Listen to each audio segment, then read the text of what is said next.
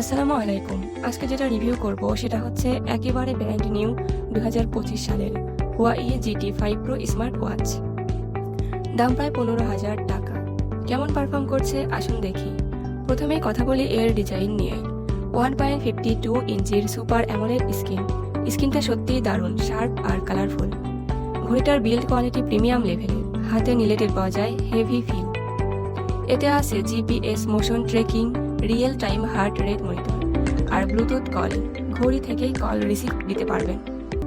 IP68 water stand, মানে হালকা পানিতে সমস্যা নেই।